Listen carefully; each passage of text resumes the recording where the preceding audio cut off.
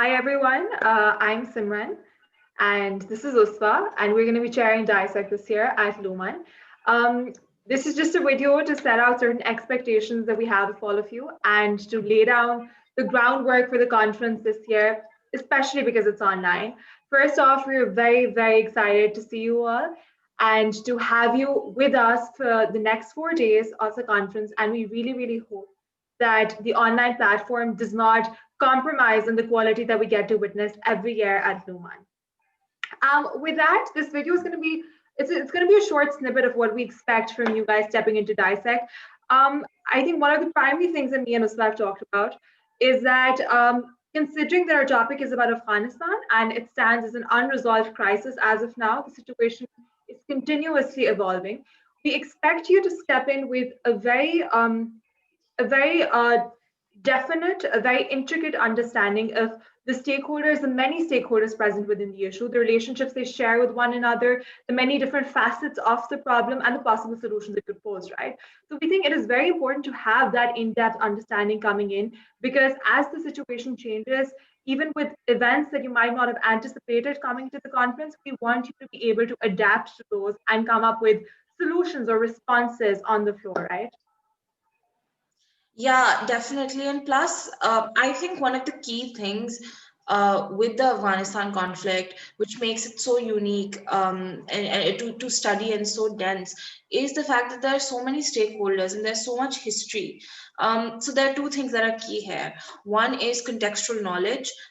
You need to have contextual knowledge of how the Afghanistan conflict has evolved.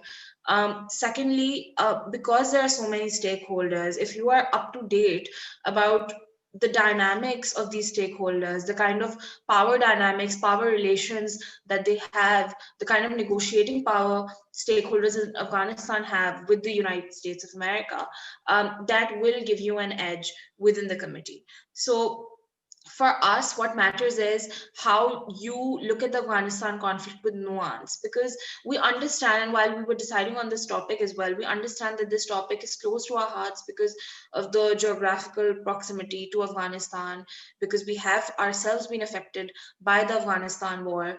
As Pakistani, so we have very strong opinions about this conflict. But what's important here is to just do a deep dive into where the conflict stands right now and where we can go from here. Also, one thing I'd really encourage you guys to read up on, as much as you can, is the US-Afghan deal, and perhaps look at articles and look at literature that can get you, allow you to better understanding of where this deal can go from here, because we understand that this topic in DISEC can be polarizing. We expect there to be a lot of discourse on it. We expect there to be conflict amongst countries on this topic, and but then we also expect countries to be united in their stance to solve the issue of Afghanistan for the Afghan people. And just before we sign off, another incredibly important thing that we've been trying to integrate within the LUMUN culture for the last 2 years now is LUMUN spirit. And I think that it is important to mention here that once again, we do plan on making it an important part of the procedure of the conference and eventually how we will be awarding awards, right? So every year we have a really competitive pool of delegates. We know that all of you are brilliant, you're well researched, and you know what you're talking about. But at the same time, we think that it is incredibly important to step away from traditional power tactics that we've grown to embrace within the Pakistani circuit or MUNs in general, and to step forward and embrace something like the LUMUN spirit. And I think essentially what we're looking at is that we want you to be nice. We want you to be empathetic. We don't want you to forget values. We don't want you to forget the human aspect of MUNs. Before delegates, before countries, before representatives, you are eventually students and humans, and we want you to remember that. We don't want you to cross any lines whatsoever that might be seen as aggressive.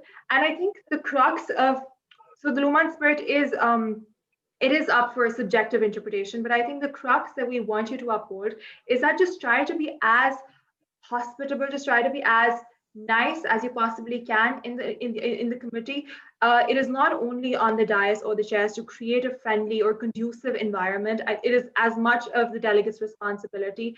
And for any winning delegate, for any leading delegate, this is a primary expectation. We want to see someone who is a leader not only on paper or in content or rhetoric. We want to see someone who's a leader and takes everyone along. So embrace that spirit, be nice to other delegates, show us that you can actually lead, be the democratic leader and not someone who's forcing their opinion down everyone's throat. So I think that's it from our sides. We're incredibly excited to see you all, and we really hope that we can make these 4 days memorable for you. We've worked really hard, and also one last reminder: please do not forget to read the study guide. Our incredible ACDs have put in a lot of effort, and it really does cover the expansive debate. So it's going to do you good. Yeah, I'd just like to add that I know that this is not the ideal Lumen we all hoped for, especially delegates who really like being at the campus, interacting with each other in person, being there with their teammates. But essentially, what's going to get you through this conference and what's going to make it worthwhile is the connections you build online.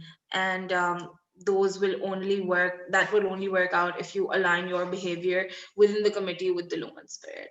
So yeah, we both and our ACDs as well, we look really forward to seeing you. Goodbye.